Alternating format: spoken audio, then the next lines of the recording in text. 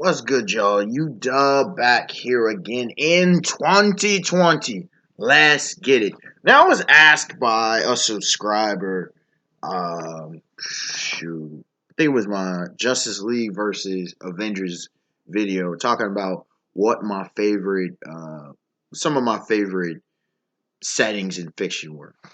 And it's funny, I was like, I'd have to really sit back and think about it. I don't so much have any.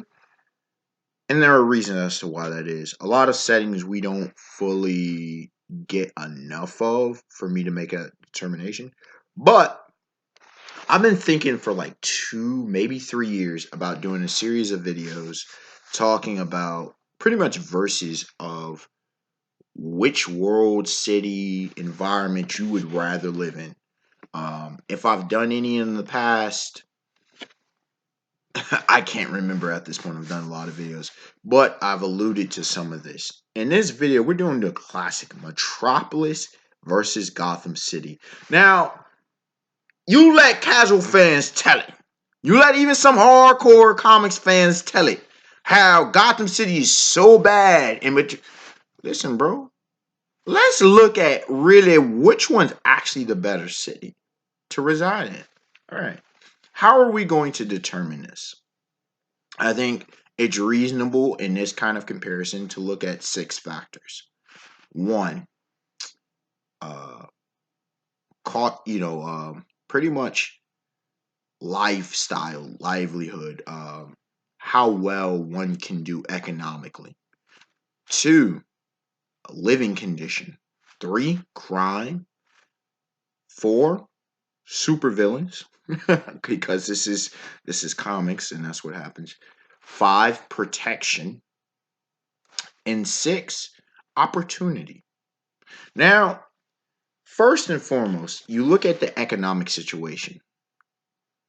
Metropolis seems like a regular large city, just like a name it suggests. It's just a big city. Most people are living seemingly middle class, at least from what we've seen. We've seen Lex Luthor. There are some corporations, but the economic affluence is not what it's all cracked up to be. All right.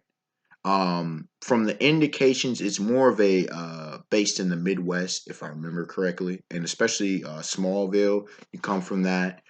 So geographically, it doesn't have the advantages of a port city, um, and things of that nature. Now, it has some well-off people, like any place else, but I can't say that Metropolis is lucratively economically booming. It seems like I say it doesn't matter what era. If you're talking from Golden Age, Silver Age, Bronze Age, even the Modern Age, Metropolis, it's got some great architecture, but it seems like a stagnant city. Now, Gotham City, on the other hand, Gotham City is given a bad rep. Are there some poor? Absolutely. But like most big cities, there are poor. Metropolis is just you're able to hide it better.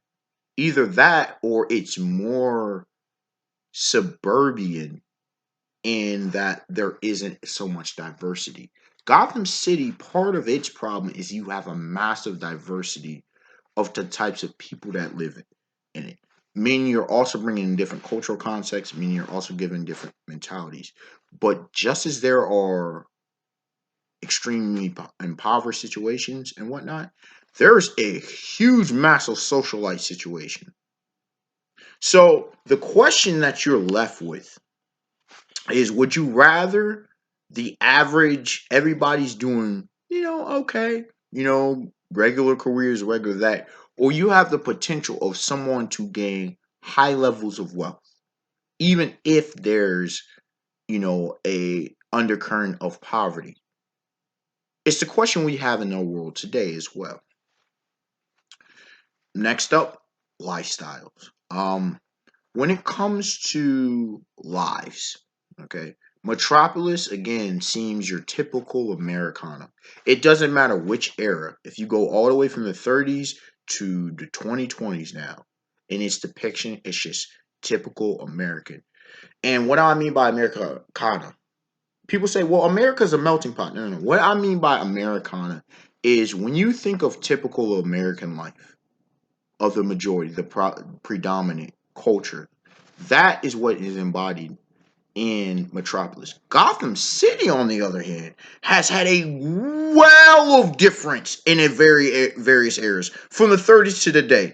Even the depictions in the show Gotham, even you have so much more cultural diversity that you have. You have, again, you have your socialite kind of things. You have to your street folk. You have to some gang cultures, mafia cultures. You have to just regular people doing their damn thing, and you have even more. So and it seems like it's more of a port city. And if you go back to the economic point, just briefly, Gotham City can bring in more wealth than Metropolis can, and it can inherit more cultural diversity than Metropolis can as well. So do you go from the more white bread, or do you go for the buffet? It's your choice on that one. Next up, let's talk about crime. There's a lot of misconception here. Does Metropolis have crime? Absolutely. Don't let the presence of Superman fool you with Superman. If Supergirl's there, any folk, Superman has a job to clean up. People say, well, Superman, if he was in Gotham City, he would just clean up the city. Really, really. He hasn't even done that in his own city. Superman, because you can't stop crime. Crime, and you sitting here like, wait a second, we'll get to Gotham City for a second. But it's this myth of because everybody's doing well.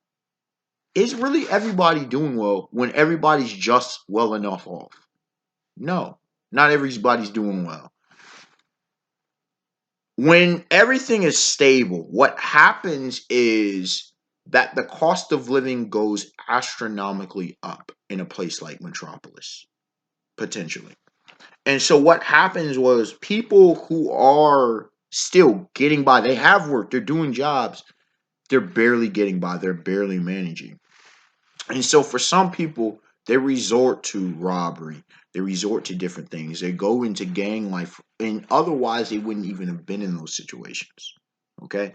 So Metropolis has this great edifice, an eminence front of prosperity. But in the reality of it, its pseudo prosperity causes its own crime. It's its own cancer. Gotham City, on the other hand, is wide open. Gotham City, there is no hiding. There is no veneer that everything's Gucci. The fact that the mob was a part, the Falcone family and whatnot, was such ingrained in the society should already tell you that crime is understood in Gotham.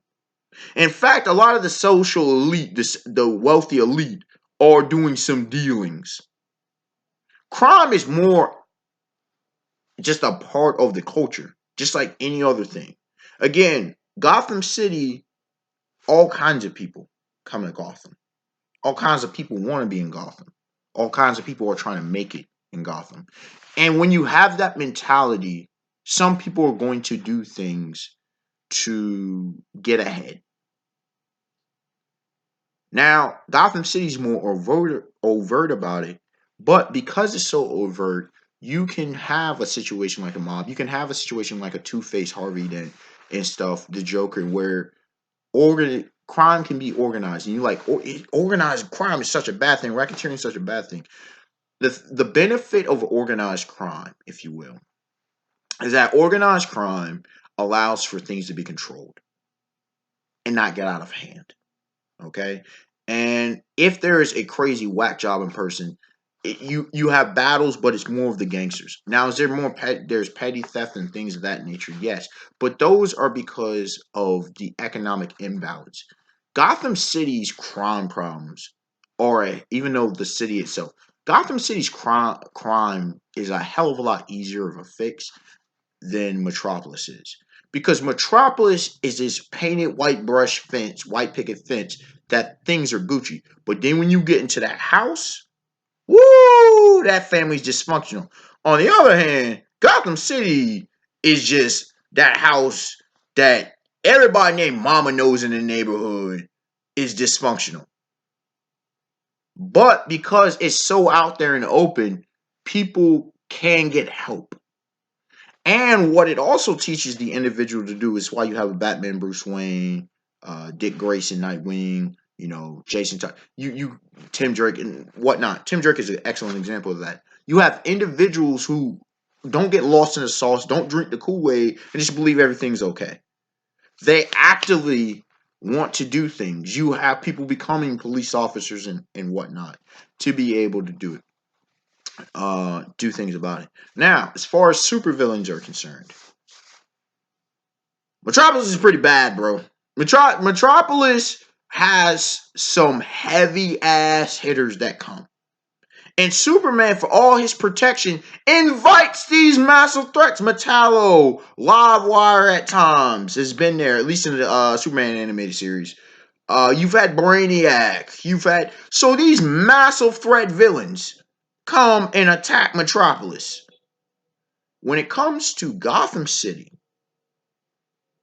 they are dangerous. The Joker, Two-Face, Poison Ivy, Mr. Freeze, and whatnot. But for the most part, they're a lot less dangerous. As dangerous as they are, as psychotic, Scarecrow, and whatever, they're making plans, the Riddler, but they're more dealable. They can be locked up in Arkham Asylum and was it Blackgate or whatnot. They can be dealt with. Metropolis threats, you damn near need to kill some of these people because they're just so dangerous. Even though there are seemingly so many more in Gotham City, a lot of these need just psychiatric or psychological help, honestly, and they can be helped. Metropolis, you got someone like Metallo. I don't know what to tell you, bro. Like, there ain't no psychological help. There ain't none of that. Person just out to just wreck shop. And that's what it is. So keep that in mind. Look at the type of villains that attack Metropolis versus the type of villains that are in Gotham City. Okay. Now, let's see. I said protection. Again, you have Superman. The police force in Metropolis, bro. Do they really do anything? Now, I said that some of the supervillains are more of a threat, but I'm just looking at the police, bro. Like, with the regular criminals, what do the police do? What do the police and Metropolis do? The Gotham City PD be trying to put in that work. We know that for a fact. Batman be working with him. Jim Gordon, okay? Put in work. Harvey Bullock, put in work. Where's the MPD? I know what the GCPD does. So keep that in mind. Keep that in mind. I said, let's see, one more point. 1 second. I mentioned probably a 6 point at the beginning of this video, but it's kind of slipping my mind. But as far as in the ability of me as an individual to do well in each city, I'd prefer Gotham. And when I look overall, as bad as what Gotham is painted as, you don't have well-off people if a city's that bad. Okay, you really don't. And so it is. Yes, is there crime? Yes, is there a situation? But there are sections of Gotham City that do very well. And I would rather live in a place where I have the potential of doing very well. I have the potential as an individual to improve my station. With Metropolis, it just looks like there aren't too many doors to ascend in the society. If you don't already catch a break or you already don't live, um, if you're not connected with certain type of individual and whatnot, I don't think that you can move up. So overall, I look at it.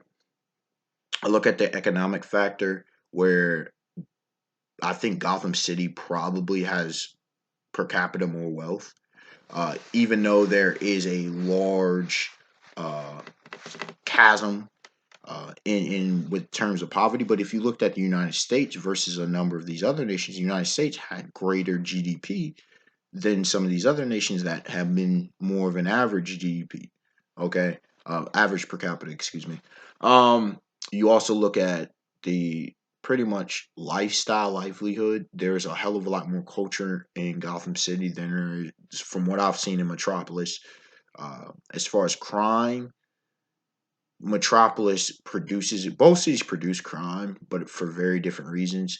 Metropolis's crime isn't going to get done because of the cultural conditions, while crime in um, Gotham City is pretty much predominantly based on impoverished folks, but it's also based on individuals with psychosis and other psychological problems, psychopaths and whatnot. You get rid of some of the stuff, these basic issues that can be addressed, then you have a safer, better off city.